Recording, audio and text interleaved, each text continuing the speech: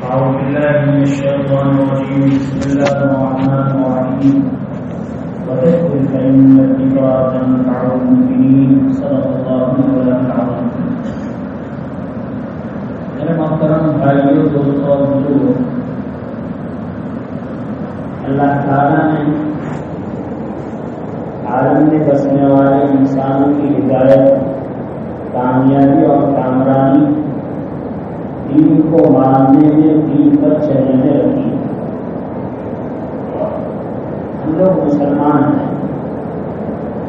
مسلمان کا معنی ہے، مسلم کا معنی ہے فرما بردار. ہم لوگوں نے اللہ کو ایک مانا ہے، نبی کریم صلی اللہ علیہ وسلم کو اللہ کا رسول مانا ہے، قرآن کو اللہ کی کتاب مانا ہے. لیکن جہاں اللہ کو مانا ہے وہاں اللہ کی ماننے میں ہم پیچھے. رسول کو مانا ہے وہاں رسول کی ماننے میں پیچھے. قرآن کو اللہ کی کتاب مانتے ہیں لیکن کتاب کی ماننے میں ہم پیچھے. امت کی کامیابی اور کامرانی عالم دین کو اپنا لینے میں نہیں ہے، دین کو قبول کرنا اور دین کی ماننا. امت میں اگر ایک صفت آ جائے کہ ہم قرآن و سنت کی بات کرنے والے کی ماننے والے بن جائیں، اس ماننے پر ہماری زندگیوں میں تبدیلی آ سکتی ہے، ہمارا ایمان مضبوط ہو سکتا ہے، اللہ سے رابطہ اور واسطہ قوی ہو سکتا ہے. ہم نے کلمہ پڑھ لیا، مسلمان ہو گئے، لیکن اس کے بعد عام ذہن ہمارا یہ ہے کہ جو ہمارا نفس کہے گا وہ مانیں گے، جو نفس و شیطان کہے گا وہ مانیں گے. تو ٹھیک ہے، کلمہ پڑھا ہے، مسلمان ہے، لیکن مسلمان ہونے کے باوجود اگر دین کی ماننے کا جذبہ نہیں ہے تو یہ ایمان خطرے والا ہے. اور ایسے خطرے والا ہے کہ پہلے شیطان اور نفس انسان کو دین کی چھوٹی چھوٹی باتوں کو انکار کرواتا ہے. جب چھوٹی چھوٹی باتوں کا انکار کرتا ہے تو پھر بڑی بڑی باتوں کا انکار کرتا ہے، اور انکار کرتا ہے تو اس کو چھوڑتا ہے. شاہ عبدالعزیز محدث دہلوی رحمۃ اللہ نے لکھا ہے کہ کوئی آدمی یہ چاہے کہ میں فرائض پر پابندی سے عمل کروں تو اس کے لیے ضروری ہے کہ وہ مستحبات کا اہتمام کرے. اور وجہ یہ لکھی ہے کہ جب مستحبات پر پابندی کرے گا تو اس کے اوپر درجہ سنت کا اس کی بہت زیادہ پابندی کرے گا، اور سنت کی پابندی کرے گا تو اس کے اوپر درجہ عمل کے اعتبار سے واجب کا اس کو اپنائے گا، اور واجب کی پابندی کرے گا تو اس کے اوپر فرض ہے تو اس کو تو دل سے بھی نہیں چھوڑے. لیکن اگر آدمی مستحبات کو چھوڑتا رہے تو خطرہ اس بات کا ہے کہ مستحبات کو چھوڑتے چھوڑتے وہ سنتوں کو چھوڑنے والا بنے گا، اور سنت کا اہتمام نہ کرنے والا ایک دن واجبات کو چھوڑے گا، اور واجبات کا نہ اہتمام کرنے والا ایک دن فرائض کو چھوڑے گا.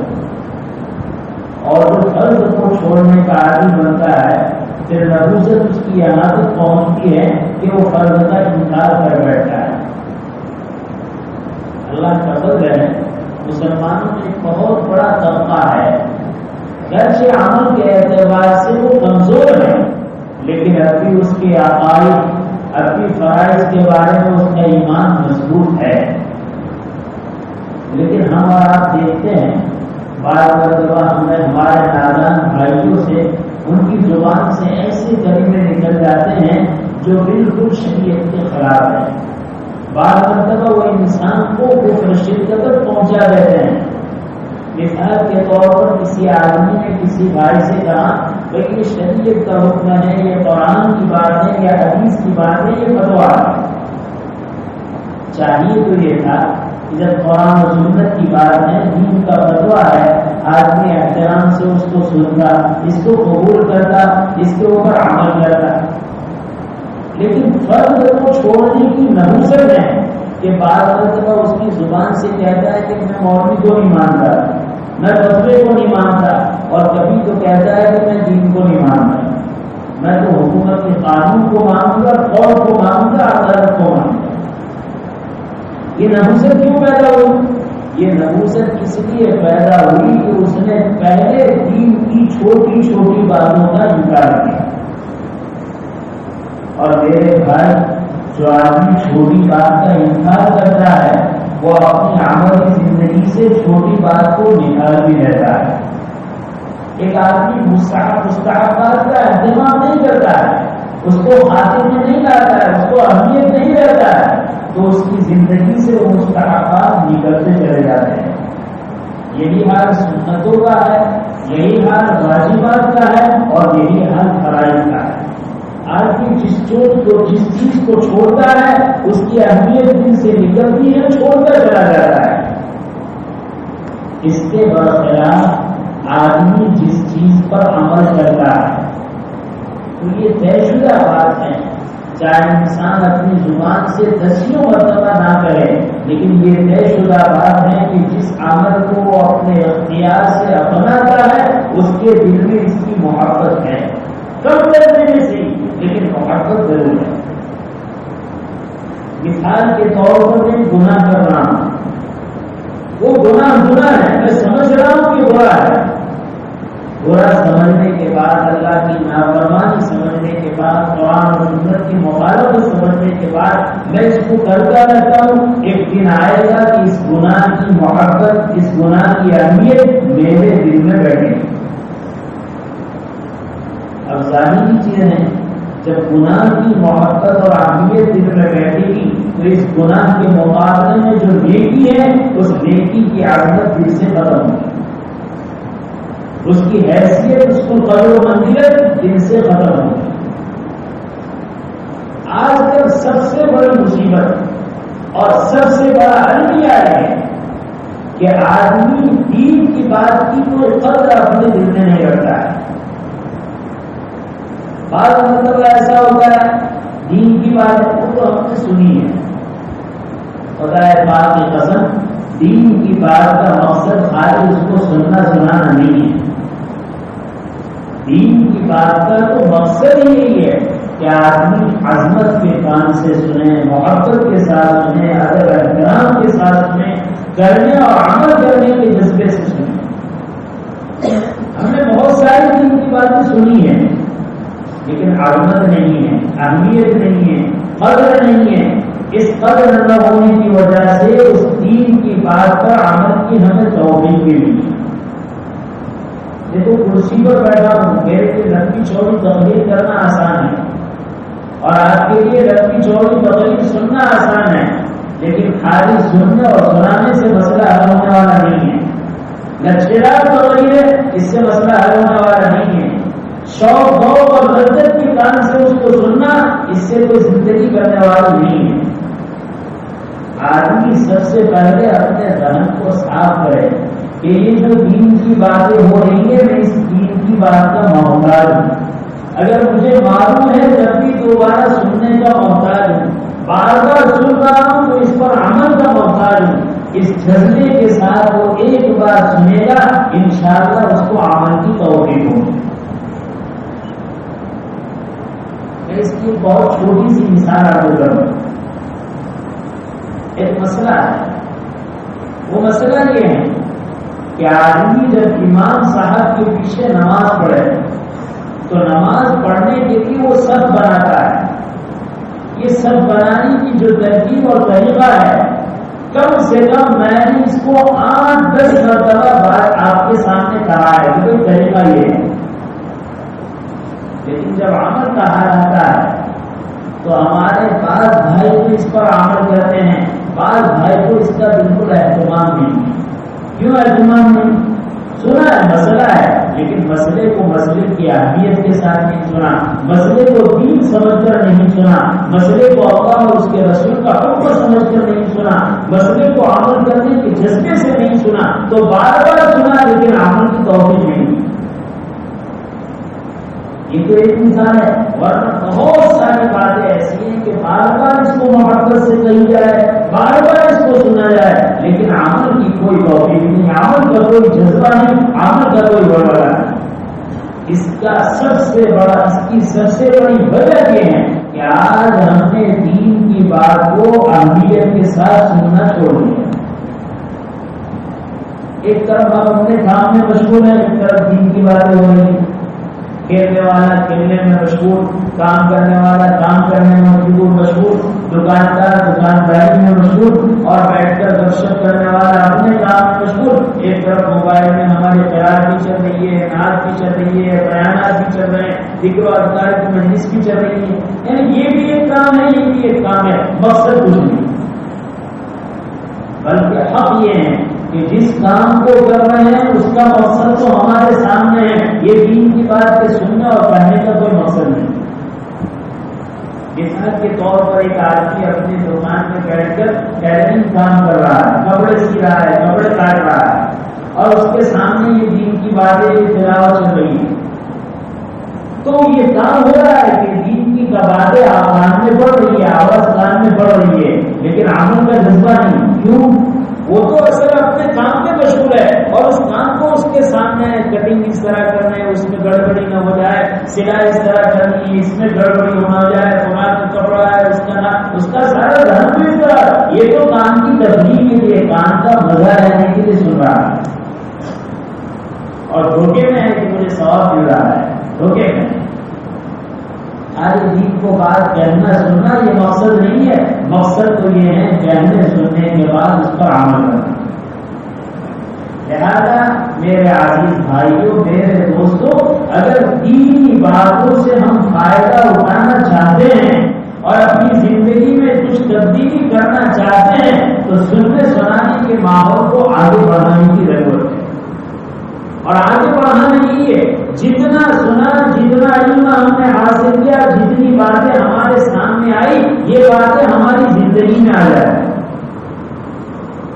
اس وقت امت کا حال یہ ہے، نماز جیسی اہم عبادت سے اتنی دوری ہے، عام طور پر 5 نمازوں میں ساری بستی کی مسجدوں میں، محلوں میں، مسلمان آبادیوں میں، گاؤں میں، ضلع میں، صوبے میں، عالم میں یہ حال یہ ہے کہ سب سے زیادہ نمازی مغرب اور عشاء کے اندر ہو گئے ہیں، لیکن اس مغرب کی نماز کا اور عشاء کی نماز کا یہ حال ہے کہ عشاء کی نماز کے بعد تو کچھ دیر کے بعد جماعت ہوتی ہے، ایک طرف مغرب کی اذان ہوئی، مؤذن صاحب اذان دے کر مسجد میں آئے، اپنے مصلی پر کھڑے ہوئے، اقامت ہوئی، اور اس کے بعد نماز ہوئی، اتنا ہی فاصلہ ہے۔ اس فاصلے کے باوجود ہمارا حال یہ ہے کہ ہم جب اذان ہوتی ہے مغرب کی، اذان ختم ہونے کے قریب ہے، مسجد میں 2 مصلی ہیں، 4 مصلی ہیں، 8 مصلی ہیں تو 4 صحت مند ہیں، 4 معذور ہیں، یہ ہمارا حال ہے۔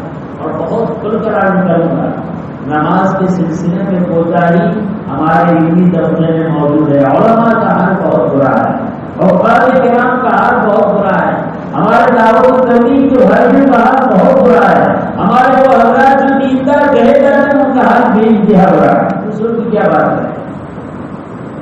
ہمارا تو یہ اہتمام ہونا چاہیے، نماز جیسے اہم عبادت، نماز جیسے اہم فریضہ، اس کی ادائیگی کے لیے ہم کم سے کم تکبیر اولیٰ سے پہلے تو مسجد میں پہنچ جائیں۔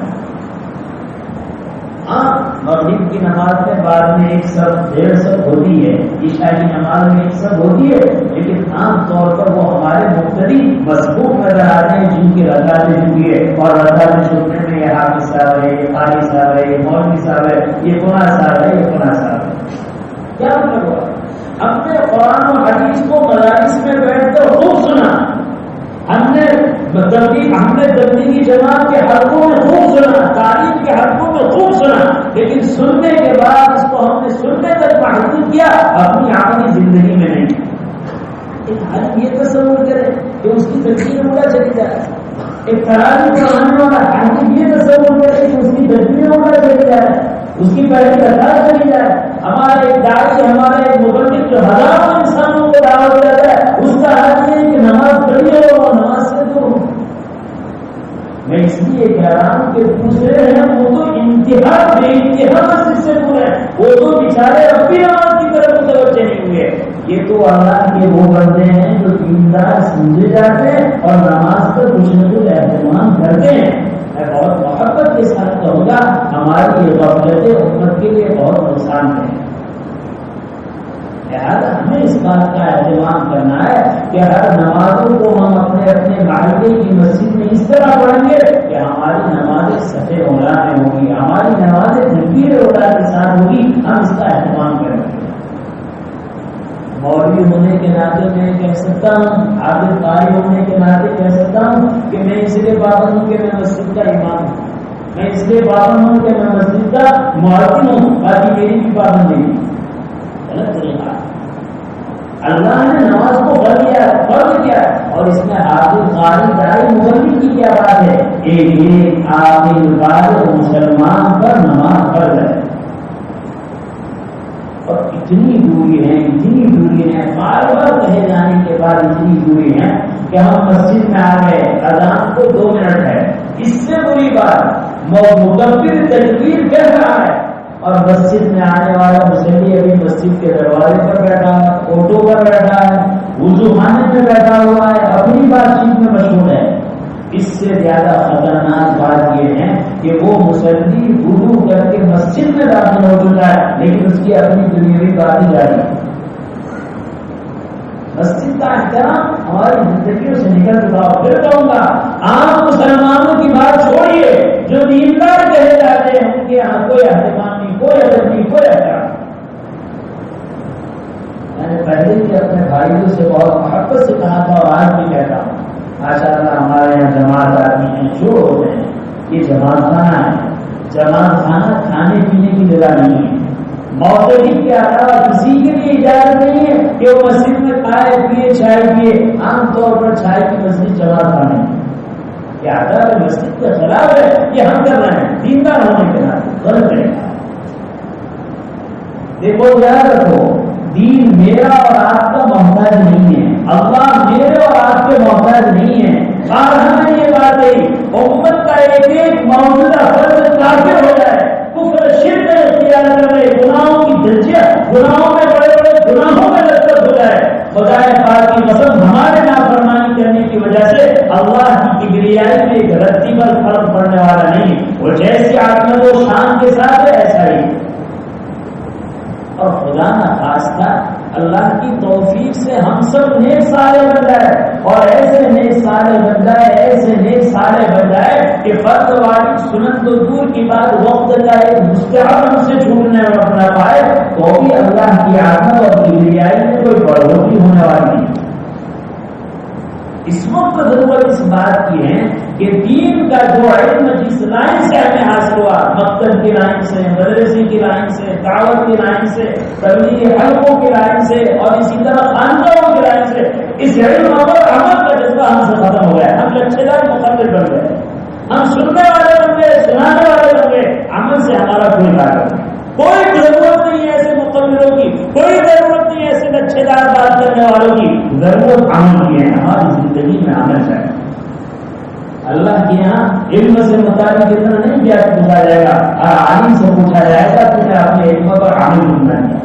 علم تو اتنا ضروری ہے کہ آدمی ضروریات زندگی گزارنے میں ہر شعبے میں جو علم اس کو کافی اتنا ضروری ہے۔ ہر ایک کو عالم بننا، مفتی بننا، محدث بننا، قاری سبا اشرا کا بننا، ہر ایک کو حافظ بننا ضروری نہیں ہے۔ بستی میں ایک فرد ہے، فرد کفایہ ہے۔ اتنا علم ضروری ہے کہ اس کے فرائض سیدھی ہو جائے، اس کے پاکی ناپاکی کا علم ہو جائے، حرام حلال کا علم ہو جائے، جس شعبے میں پڑا ہوا ہے اس شعبے سے متعلق جو علم ہی کافی ہے۔ لیکن جس کے پاس جتنا علم ہے، تھوڑا علم ہو تھوڑے علم والا، بڑا علم زیادہ علم ہو زیادہ علم والا، حافظ ہے تو حافظ، قاری ہے تو قاری، عالم ہے تو عالم، مفتی ہے تو مفتی، محدث ہے تو محدث، ہر ایک سے آپ علم کے بارے میں سوال کیا جائے گا، بتاؤ تم نے اپنے علم پر عمل کیا ہے؟ یاد رکھو خالی علماء کی ذمہ داری نہیں، ہر شخص کو اللہ نے علم دیا ہے، ہر شخص ماشاءاللہ مقصد میں ضروریات دین کو پڑھتے ہیں اور پڑھے ہوئے ہیں۔ اب سے وہ اس بات کے اس علم سے مطابق پوچھا جائے گا تمہیں معلوم تھا کہ نماز پڑھنا فرض تھا، نماز چھوڑنا حرام تھا، تم نے کتنی نمازوں کا اہتمام کیا؟ تم نے معلوم تھا کہ تذکیر اولا کا اہتمام سنت تھا، تم نے کتنا اہتمام کیا؟ تمہیں معلوم تھا کہ نماز میں اتنے مستحبات تھے، کیا کر رہا ہے، کیا چھوڑ کر رہا ہے؟ آج تو ہمارا حال یہ ہے کہ مستحبات اور آداب کو ہم یہ سمجھتے ہیں کہ یہ کرنے کے لیے نہیں، چھوڑنے کے لیے۔ میں نے پہلے بتایا مستحبات پر جب تک اہتمام نہیں ہوگا آدمی فرائض پر اہتمام نہیں کر سکتا۔ ضرورت اس بات کی ہے کہ آدمی اپنے آپ کو چوکس نہ کرے کہ اللہ نے مجھے جتنا علم دیا ہے اس علم کے مطابق میرا عمل ہے یا نہیں۔ اور میرے بھائی یہ چیزیں ہمیں ماننی پڑے گی، اگر ہم مانتے ہیں تو ہمارے دین میں مضبوطی اور خوشحالی آ سکتی ہے، ہم اللہ کا قرب حاصل کر سکتے ہیں۔ اور ہماری وہ عادت ہے کہ سن لینا اس کے بعد عمل نہیں کرنا، تو یہ اتنی بری عادت ہے، اتنی بری عادت ہے کہ آج چھوٹی چھوٹی باتوں سے کل فرائض سے، اور ایسا نہ ہو خدا نہ خواستہ بس توحید و سنت سے ہمیں انکار کروا دیں۔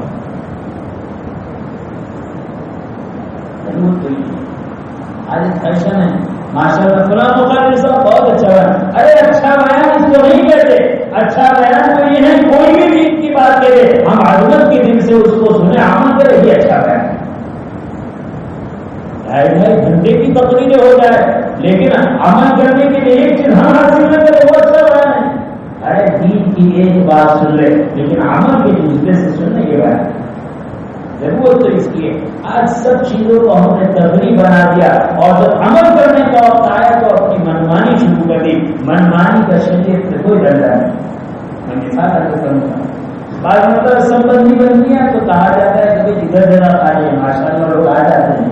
بعض مطلب عادت بنانی ہے کہ ہمیں ادھر ہی نماز پڑھنی ہے، ادھر نہیں پڑھنی ہے، ادھر ہی پڑھنی ہے، ادھر نہیں پڑھنی۔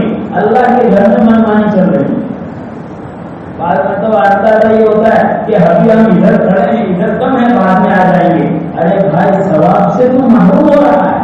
ثواب تو اس کو ہے جو ترتیب کے ساتھ دائیں طرف کھڑے رہے، جو ترتیب کے ساتھ بائیں طرف کھڑے رہے، ثواب تو اس کو زیادہ ملنے والا ہے۔ تو اگر دائیں طرف کھڑا ہے، دائیں طرف لوگ کم ہے تو تم نے وہ ثواب چھوڑ دیا، وہ آنے والا آئے گا۔ ترتیب تو یہ میں تو یہ بات کرتا ہوں کہ آج ہمارے دماغ ایسے خود ہو چکے ہیں، ایسے خراب ہو چکے ہیں کہ ہم اللہ کے گھر کے بارے تو اللہ کی نہیں مانتے، اللہ کے گھر میں آنے کے بعد بھی اللہ کی ماننے کے لیے تیار نہیں۔ اللہ تعالیٰ شان ہمیں صحیح سمجھ نصیب فرمائے، ہماری طبیعتوں کو تبدیل فرمائے، ہماری طبیعتوں میں غور و شوق پیدا فرمائے کہ دین کی ایک بات چاہے وہ کہنے اور عمل کے اعتبار سے بہت چھوٹی ہو، اللہ تعالیٰ اس جذبے سے ہمیں سنوائے کہ ہم پر عمل کرنے والے بنے۔